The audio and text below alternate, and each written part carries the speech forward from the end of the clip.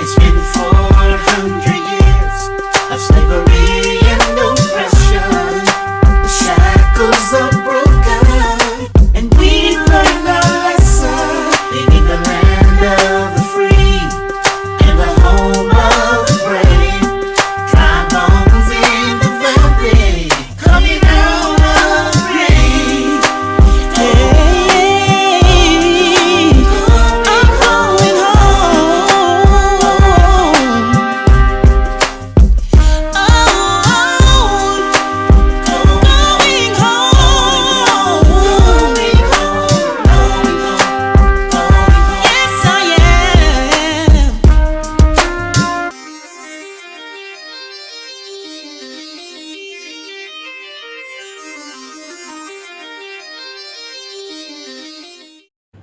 Go ahead. All right, guys, this is another episode of Going Home with Erick and Nicole. We love connecting with great people, which is why we're doing all these interviews. You know, it's just about connecting with people and learning and growing. And this is going to be probably the first interview, I believe, that I've done with an American. All right, so I want to introduce my brother. And you're going to have to give me your name one more time. Salih Abdullah. Salih Abdullah. And then you guys are definitely familiar with, he done already did his, Abraham has already did his debut, his acting debut a few episodes ago. I'm going to show you that episode. Yeah, all right. But I just wanted to get some of this conversation that we've been having on camera, you know. And so, first of all, just share with me what led you here. To make a long story short, I was feeling a lot of psychological angst of being in America, just the climate of what was happening with the coronavirus. I mean, it started with the mask, it started, the quarantine. I mean, it was just like I saw my freedoms being stripped away, step by step, and I could see the long-term agenda that it was the goal is to be in complete lockdown. Wow. So, that started me on this journey where I was like, I gave up my property, I gave up my clothes, my furniture, I gave it to my family members and stuff, and I just hit the road. Wow. And I was on a journey for 40 days, 40 nights. Wow. And I didn't plan it that way. Wow. Where I was just driving around all over America, and I was staying in different parts of America. And then I went to so many parts of America, East Coast, West Coast, and then, not West Coast, I didn't get to the West Coast. I was in the Midwest, East Coast and the Midwest, top to bottom, almost. I went to Canada like almost two times in that journey. Now let me say this, because I'm hearing this, but going from one state to the other is big. Yes. But you're on another continent in another country. So I'm gonna lead to that. Okay. So at the end of the 40-day, 40-night journey, I was like, America's a big prison.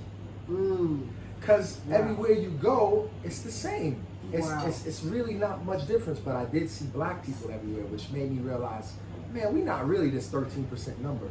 Wow. I think that's a lie. Wow. So it was an eye-opening experience for me, but it still led me to realize that if I go from New York to California, it's still really the same. Yeah. We still all on this one grid system. So that's what led me to say, I gotta go to motherland. I can't be here. Wow. So I just leveraged my connections, and here I am. So why the motherland as opposed to some Caribbean, Honolulu or the places where everybody want to go for vacation? It seems like that would typically be a place to live. So why Gambia? That's an interesting question. This I've been on this kind of a journey of knowing myself for some time. In Greek, the Greek temples, they used to start off with know thyself, right? So part of the journey of knowing myself is actually tapping into my historical roots, and being able to bridge the link with the motherland is gonna help me. It has helped me get to the next step of knowing myself. So you're saying basically that there were some things that you knew before you touched down on the land. Definitely. I've been doing research for years. Yeah, So let me ask you years. this: being in this land now, did it meet your expectation or did it supersede your expectation? That's a good question. I would say that there was things that I learned that I didn't know, that I didn't expect, and there was things that I didn't have any idea of that just put me in a different direction of and like basically this has been an eye-opening experience for me. The long story short of it, I've been to many different countries before this, but this is the one that taught me the most, and it's still teaching me the most. Okay. Yeah, so out of all the places I've been. Would that be because of the connection you've been able to make with whatever you're looking for or whatever you're trying to confirm in your life that you feel like you gotta know? That's another good question. I would say this is the place that I came with strong intention. All those other places, I didn't have a strong intention. I didn't have a intention to connect to my people that actually is going to help me to know myself better. So, and from that standpoint, it's been like, this is like a spiritual evolution for me being here. Wow. With that thought, I had a question that just came to my mind as you were talking, and I'm thinking, okay, so understanding that you've sort of left a world and entered into another world, what would you say are the comparisons to those worlds, or have you been able to understand what the comparisons are or the differences are from this world versus the world you just came out of? To start off, I would say America has money, but no happiness. This place doesn't have a lot of money, but you got happiness and peace. Wow. So and that's always been the biggest challenge about, am I staying or am I going back? It's like, if I'm going back, I will be only going back for money. Right. Because there's no happiness there. Right. There's no real peace there. There's no contentment. I don't like opening up my mailbox and getting a whole bunch of bills, and I don't like driving down the street with paranoia and fearful of cops, and I don't like getting the stares at me if I didn't feel like putting my mask on that day. I just that type of environment is for my psychological health. I don't think it was good. Yeah. You know what I think, man? I think that, now this is just my own opinion, I think that the real wealth is freedom of expression. I think the real wealth is being able to come to a land and not be harassed or have barriers that you have to get over that make it unfair or put you in a certain economical bracket rather than other ethnicities. To me, that's the wealth. That is. All we ever needed was an opportunity to do what we do best. Correct. And that is be us. Yes. We're the best at us. Yes. You know what I mean? We built these countries. We cook the food, we make the food. It's just, we got so much talent. And so for me to be in a land where you're able to express that with nobody trying to hold you back or put systems in place that will block you is the wealth. It is the wealth. So while you may have the money there, when you're placed in an environment where you can flourish based on your own God-given talents, you can create the wealth. Correct. And I would say, coming from America, with the background, with the experience, with the trauma, all of the things that we've been exposed to, we're unlike any other people. So when we do the best at being ourselves, we're like the most unique people on earth. Yes. So if you just clear it away and let us do us, we gonna be entertaining, we gonna be educational, we gonna be fun, we gonna be the top of everything that you need to hit the checkbox on. Absolutely. So Well, bro, I'll tell you this, man. I could sit here for another 45 minutes. I'm sure you can. Because I got many, many questions. But I want to just thank you for letting us, and you're going to have to edit this.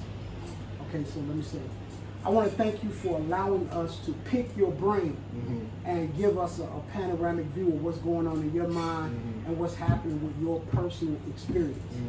So thanks again. Do you have a YouTube channel?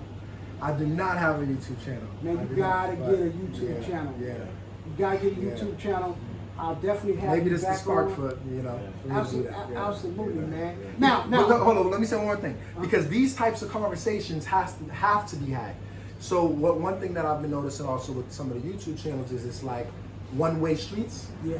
But there's not a lot of interviews. Yeah. And there's not a lot of connection with other people. So, you know, that's, you know, there was a need for that. Our goal is to be the eyes and ears of people who are on their way and want to know more before they get here, or people who are struggling, scratching and scraping, trying to figure out how they're gonna get here, but have anxiety about what they'll experience when they get here. So that's what this channel is all about. It's giving people a panoramic view of our life and our story and our movie, if you will. It is a movie. And you know, I've never seen a movie where it's just about one or two individuals in the movie.